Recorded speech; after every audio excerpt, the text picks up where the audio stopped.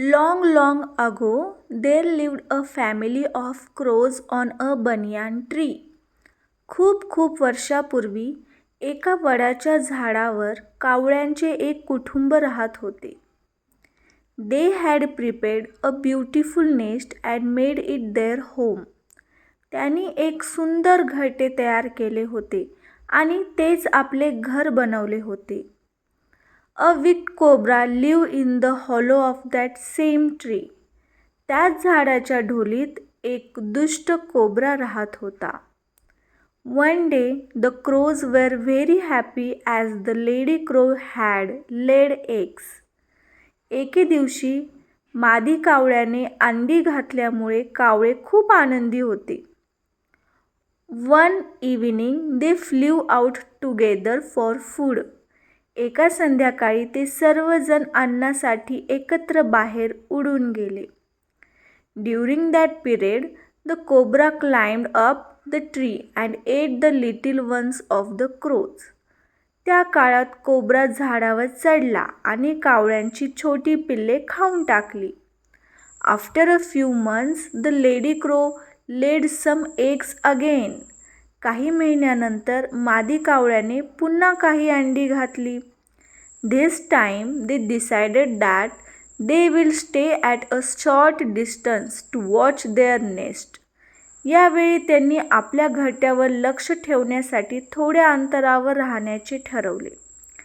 As soon as they left the nest, the wicked cobra climbed the tree, reached up their nest and ate the little ones.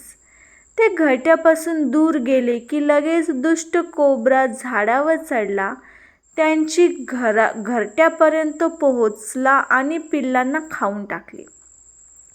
Looking at this, the crows were very sad. हे पाहून कावळे खूप दुःखी झाले. The lady crow said to her husband, "It has become dangerous to stay here." मादी कावळा आपल्या नवऱ्याला म्हणाली, इथे राहणे धोकादायक झाले आहे. Let us find a way to protect our children from the wicked cobra. या दुष्ट कोब्रापासून आपल्या मुलांचे रक्षण करण्याचा एखादा मार्ग आपण शोधूया. The crow replied, "I will soon think of something and promise you that we won't lose our babies anymore." कावळा म्हणाला, लवकरच काहीतरी उपाय करीन आणि वचन देतो की यापुढे आपण आपली पिल्ले गमावणार नाही. The next day, the clever crow made a plan. दुसऱ्या दिवशी हुशार कावळ्याने एक योजना आखली. He flew to a nearby lake to steal a precious bracelet. एक मौल्यवान बांगडी चोरण्यासाठी तो जवळच्या तलावाकडे उडून गेला. He knew that every morning the queen came to the lake with her royal servants to bath. त्याला माहीत होते की दररोज सकाळी राणी आपल्या राजसेवकांसोबत तलावावर आंघोळ करण्यासाठी येत असे.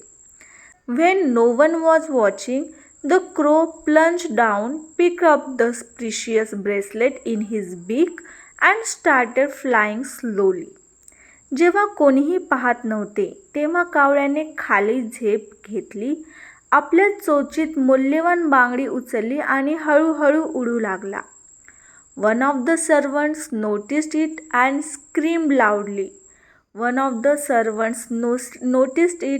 screamed loudly. एका सेवकाने ते पाहिले आणि मोठ्याने ओरडला. The crow flew swiftly and dropped the bracelet into the hollow of a banyan tree. कावळा वेगाने उडाला आणि त्याने ती बांगडी वडाच्या झाडाच्या ढोलीत टाकली. The cobra was sleeping inside and was not aware of this.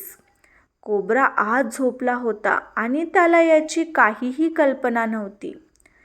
The guards saw that and pulled out the bracelet tactfully instead of disturbing the cobra. पहारेकऱ्यांनी ते पाहिले आणि कोब्राला त्रास न देता चातुर्याने बांगडी बाहेर काढली. The bracelet was returned to the queen. बांगडी राणीला परत देण्यात आली. The guards chased away the snake into deep forest without harming it. पहारेकऱ्यांनी सापाला कोणतीही इजा न करता घनदाट जंगलात हाकलून दिले. Then the clever crows lived happily and did not lose any of their children afterwards. त्यानंतर हुशार कावळे आनंदाने राहू लागले आणि पुढे त्यांनी आपले एकही पिल्लू गमावले नाही. Moral: one can overcome obstacles with presence of mind. प्रसंगावधान आणि चातुर्याच्या मदतीने अडचणींवर मात करता येते.